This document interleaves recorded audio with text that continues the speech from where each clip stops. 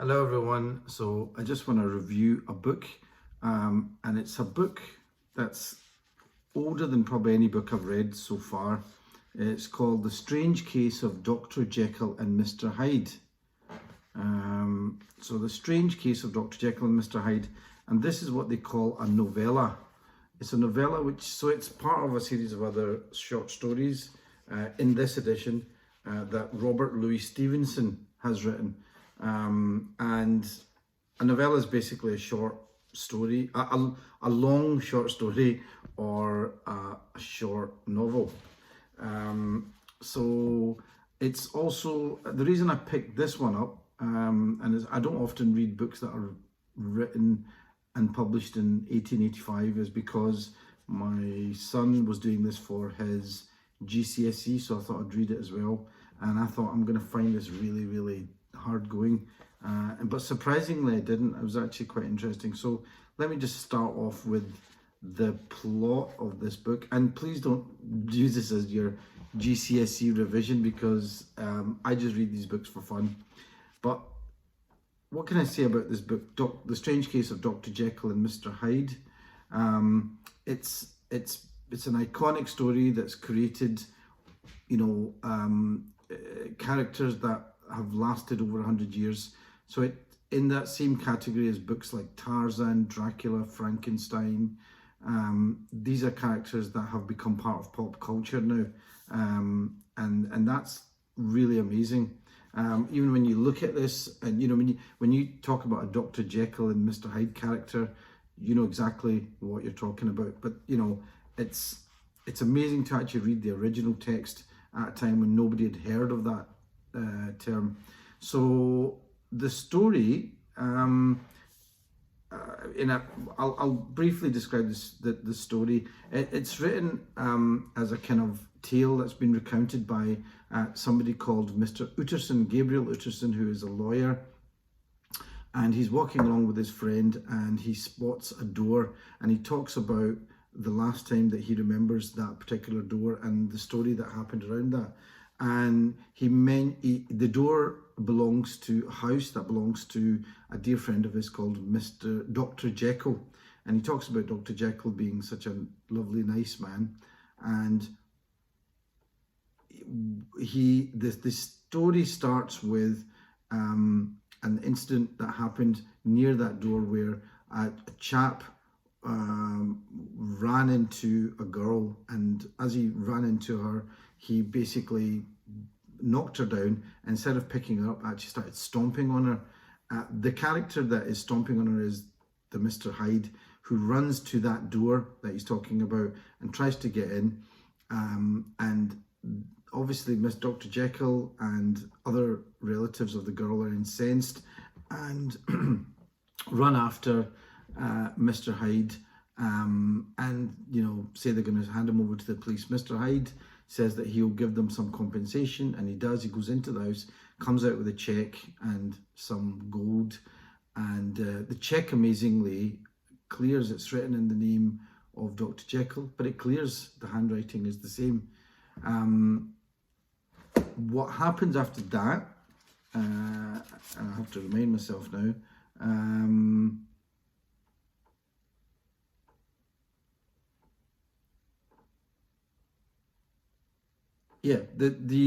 the lawyer, Mr. Utterson, is puzzled about this chap, Mr. Hyde, and he happens to be the lawyer of Dr. Jekyll, and finds that in his possession he actually has a will that says that if Dr. Jekyll ever disappears, all of his possessions will go to this Mr. Hyde. So this starts off a whole kind of story, a whole kind of series of ideas, like, who is this Mr. Hyde? Why would Dr. Jekyll give all his stuff to and his worldly possessions to Mr. Hyde? And there's the obvious implication is that he's being extorted for money. And interestingly, there's the idea that is there some sort of homosexual affair going on, which kind of gets alluded to later on, and thinking, what is the hold that this Mr. Hyde has on him? And remember, we all know when we talk about Dr. Jekyll and Mr. Hyde, we know exactly what we're talking about. Somebody transforming into somebody else. This was, this is a kind of really, it's part of the pop culture now. But at that time, the idea of metamorphosis and someone transforming into another character was quite kind of unusual, really. Eventually, after finding Dr. Jekyll in a state, the lawyers, this Mr. Hyde disappears. The doctor seems to come back to his normal state. However, there's this idea of the disappearance of Dr. Jekyll, which keeps coming up. And Utterson doesn't quite understand what is the idea of this. Why is Dr. Jekyll worried about him disappearing? He doesn't quite understand that. Eventually, Mr. Hyde is actually found dead. He's in oversized clothing, and there's a will bequeathing. There's a will found bequeathing Dr. Jekyll's estate to his lawyer Utterson. So eventually, things get to a point where Mr. Hyde is taken out of the will, and there's a letter that says that all of Dr. Jekyll's estate will go to Mr. Utterson. So eventually letters are found from Dr. Jekyll, and all is eventually revealed in these letters, and that's the kind of final state of the book. And really Dr. Jekyll reveals what's happened, that he's found a way to transform himself into another being, and that being is Dr. Hyde. I think eventually the idea is that this should be kept under wraps, and that this should be kept a secret and not revealed to everybody. So that's kind of in a nutshell what the book's about, rather what the plot is about. So what did I think of this? Well, first, like I said, this book was published in 1886. I didn't think that this is the kind of book that I would enjoy, but I was amazed to find that I found it really refreshing. There's not a single F word in it, and the English is written in a sort of with a discipline and flows, and it's the kind of thing you would expect, if you were maybe talking to Stephen Fry or something. But to actually read something like that as a novel, as a novella, is fantastic, really refreshing. There are very strong themes that go through the book. So there's the theme of repression, there's the theme of class, there's the theme of duality of man, which my son told me about. But actually, I think there's more than just the duality of man, because I think really, although this book, you can look at it as, there's black and there's white, there's the good Dr. Jekyll and there's the evil Dr. Hyde. But as you get on in the book, you realise that there's more to it than that. There's good and bad in both sides, in both characters. Mr. Hyde actually physically begins to transform. He starts off as this dwarf-like evil character, looking character, who almost induces revulsion in people. But he eventually becomes taller as the book goes on. And this was something else that I thought was rather funny about the book, because I think things have moved on now. And just because someone looks a certain way, that doesn't mean that their character is like that. In fact, in the modern era now, if somebody looks fantastic, their character is probably thought to be somewhat diminished. So it's funny how ideas like that have changed now. There's also, I thought, the theme of drug addiction. And the drug is Mr. Hyde, because Dr. Jekyll, who is very, very repressed, gets to be able to live out his fantasies through Mr. Hyde. He gets out to go and basically shag, drink loads, do whatever he wants, kick people in the street if he wants to, and all that kind of thing. And that is something that the good Dr. Jekyll, who is a nice guy, helps charity, is always respectable, and all that kind of thing, never does. So there's very much this idea that his parts of him are repressed. And this is very much a thought about Victorian society. Kind of reminds me of Pakistani society a bit actually as well, at times.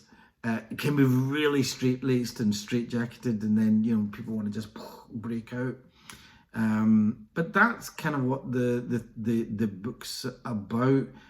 So there's very strong themes there. It's a gothic novel or a gothic novella. So it's very dark. It draws ideas from the past and the present. There's an element of the supernatural in it. So again, it's got something in common with things like Dracula and Frankenstein. Again, it's funny, interesting that those characters have really stayed on. Dr. Jekyll, Frankenstein, Dracula. They've lasted years, and they're continually kind of repeated. So there must be some kind of archetype that's been evoked here. The other thing I thought was interesting was that how it's had a direct effect on some of the aspects of pop culture. And I was looking at the Incredible Hulk. Obviously, that's a direct line back to Dr. Jekyll and Mr. Hyde, and that whole idea of the mad professor who drinks something from funny coloured beakers and drinks, and then transforms into something else. Like the Nutty Professor. I remember that movie. That idea is kind of really iconic now. Even that they've got that on the book. Yeah. Anything else to say about this? I thought, it was a great book to read. I think the idea of drug addiction, I thought, was really strong in that, like I said, Mr. Hyde becomes the drug, and eventually, with all drugs, eventually it starts off, it's very enjoyable because it gives you a release from some pain that you have. So maybe the pain is the pain of being repressed, and he's able to let that go, but eventually that drug takes over because you need more and more of it, and it takes over, and you lose kind of control of it. And Dr. Jekyll eventually kills himself because that's the only way he can see to get out of this. The thing is, though, that there are some ideas I think that are different from the modern era, in that the idea is very much that to be evil you've got to look ugly, and that's something I think now we've become much more mature as a society. Now we don't see things that way. In fact, some of the real psycho characters are actually quite good looking. And I'm thinking of even movies like Shallow Hal, where he sees the good in people and what they're like. He actually sees the inner good in people. So I think it's nice that those ideas have changed. And the book is based in the East End of London, which now is a very different place. And at that time, yes, there was very much a divide, and the East End was a kind of dark, seemed like a dark place. But it's not anymore. And even then, there was a lot of beauty probably in the East End, which it doesn't really come out in this book. But again, he talks of, I suppose he has to divide people up into good, evil. Now I think we probably think that there's just so much more to people. So even that movie that was made, I think it was called by Night Shyamalan, where the guy turns into multiple characters. I think we realised that there's much more to that. Anyway, thank you very much. That was The Strange Case of Dr. Jekyll and Mr. Hyde. Very, very enjoyable book.